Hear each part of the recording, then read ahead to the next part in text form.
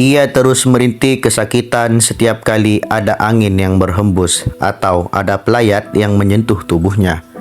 Assalamualaikum warahmatullahi wabarakatuh. Bagaimana kabar kalian? Semoga kalian semua selalu dalam keadaan sehat walafiat dan semoga kalian semua selalu dalam lindungan Allah Subhanahu wa taala. Amin amin ya rabbal alamin. Seperti biasa, pada kesempatan kali ini saya kembali akan menceritakan sebuah cerita horor yang berjudul Jenazah yang Merintih. Jadi bagaimana kisah selengkapnya? Tonton saja video ini sampai selesai. Dan yang baru bergabung di channel ini, jangan lupa dukung dengan cara di-subscribe, like, komen, dan di-share agar kalian semua tidak ketinggalan video terbaru dari channel ini. Mari kita mulai ceritanya.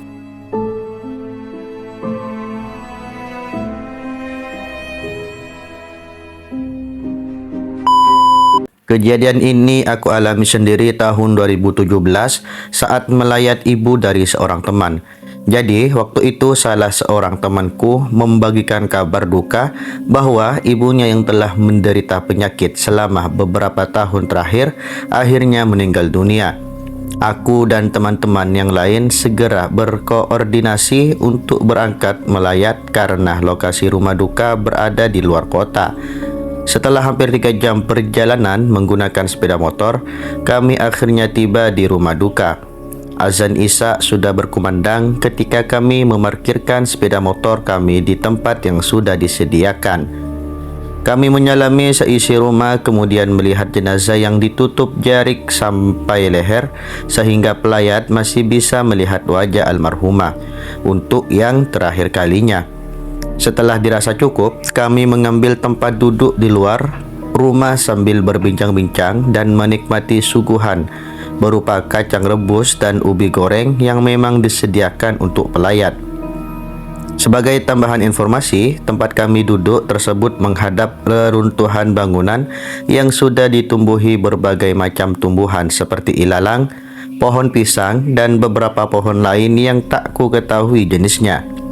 Temanku yang ibunya meninggal ini tampak membagi kehadirannya ke beberapa kelompok pelayat.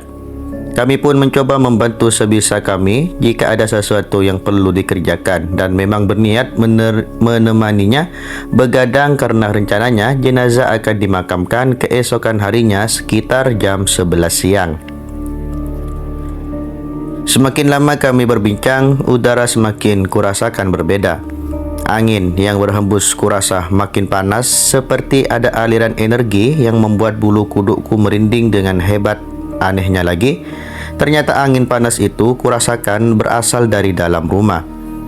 Kuperhatikan temanku satu persatu dan tidak kulihat perbedaan dari ekspresi mereka yang menandakan mereka tidak merasakan apa yang kurasakan. Kemudian mulai kucium bau busuk entah dari mana. Baunya seperti pelepah pisang yang busuk yang terkena hujan berhari-hari. Perasaanku sudah tak karuan karena aku menyadari sosok apa yang biasanya mengeluarkan aroma itu. Aku bertanya ke beberapa teman dan lagi-lagi hanya aku yang mencium aroma itu. Aku menoleh ke kanan dan ke kiri untuk memastikan adanya sosok yang kucurigai ada di sekitar situ dan benar saja. Di sebelah pohon pisang yang ada di reruntuhan bangunan yang tadi kuceritakan, ada sosok pocong yang berdiri sambil menatap tajam padaku.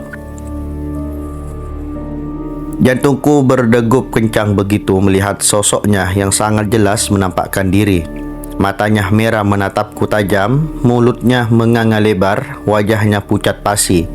Aku yang tak kuat dengan penampakan pocong itu akhirnya mengajak teman-temanku masuk ke dalam. Mereka bertanya apa yang terjadi, tapi aku tak menjawab apapun. Beberapa teman yang memang mengetahui bahwa aku sering melihat sosok gaib, apalagi melihat ekspresiku yang ketakutan pun langsung mencurigai ada sesuatu yang terjadi dan mereka langsung setuju untuk pindah ke dalam tanpa bertanya lebih lanjut. Di dalam rumah, aku hanya diam sementara. Temanku yang lain mencoba mencairkan suasana dengan mengalihkan pembicaraan. Namun, semua itu sama sekali tak membantu karena aku semakin merasakan hawa panas yang begitu kental di dalam rumah itu. "Kamu kepanasan, Sal," Kok sampai keringatan begitu? Tanya salah satu temanku. Benar saja, ternyata keringatku sampai mengalir di wajah dan beberapa bagian tubuhku. Kalian ngerasa panas gak sih di sini? Tanyaku balik. Panas apaan? Orang hawanya dingin gini. Jawab temanku yang lain. Aku melepas jaketku dan mencoba fokus mendengarkan temanku yang sedang bercerita tentang kegiatan di kampus tempat kami menuntut ilmu. Kulihat jam sudah menunjukkan pukul 11 malam. Berarti sudah hampir 4 jam kami berada di sana. Saat aku sedang fokus mendengarkan cerita temanku itu, tiba-tiba mulai ku dengar suara lain yang mengganggu. Aku mendengar suara perempuan merintih seperti kesakitan. Semakin lama, semakin intens dan jelas.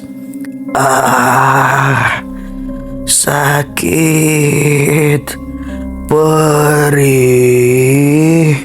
sakit. Aku mencari sumber suara itu dan akhirnya kusadari bahwa yang merintih itu adalah jenazah ibu temanku yang berada di depan kami. Jarik yang menempel di kulitnya ia rasakan seperti ribuan silet yang mengiris-iris. Angin yang berhembus dari luar juga seperti menjelma pedang yang terus-menerus melukai sekujur tubuh. Apalagi jika ada pelayat atau keluarga yang menyentuh tubuhnya, ia langsung menjerit lantaran panas dari tubuh pelayat atau keluarga yang menyentuh tubuhnya itu ia rasakan membakar luar dalam. Ia seperti merasakan api yang membakar melumat kulit, tulang, bahkan organ dalamnya. Aku teringat sabda Nabi yang memerintahkan untuk menyegerakan proses pemakaman jenazah. Dan baru saat itu aku mengetahui alasannya. Itulah kenapa aku tidak mengatakan apa-apa pada keluarga almarhumah tentang apa yang kudengar dan kurasakan. Walaupun pikiran dan hatiku sudah berkecamuk karena terus-menerus mendengar almarhumah tersiksa seperti itu. Sampai akhirnya rintihan dan jeritan jenazah itu makin menjadi-jadi disertai permintaan tolong yang mendesak. Tolong. Aku sudah tidak kuat. Sakit, perih, panas. Tolong. Lolongan dan jeritan yang terus-menerus itu akhirnya membuatku memutuskan untuk mengajak bicara temanku, anak dari almarhumah. Aku mencoba untuk sesopan mungkin dan berusaha agar tidak terkesan mengada-ngada karena temanku yang sedang berduka itu pasti sensitif jika mendengar hal-hal seperti ini. Ibumu pernah memberikan pesan tertentu gak sebelum meninggal?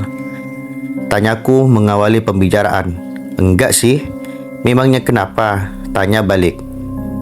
Kalau sebelum itu, semacam permintaan untuk segera dimakamkan kalau meninggal atau apalah, pancingku lagi. Temanku mengingat dengan keras sambil menyerengitkan dahi. Oh iya ada, tapi itu sudah lama banget, sebelum sakit malah.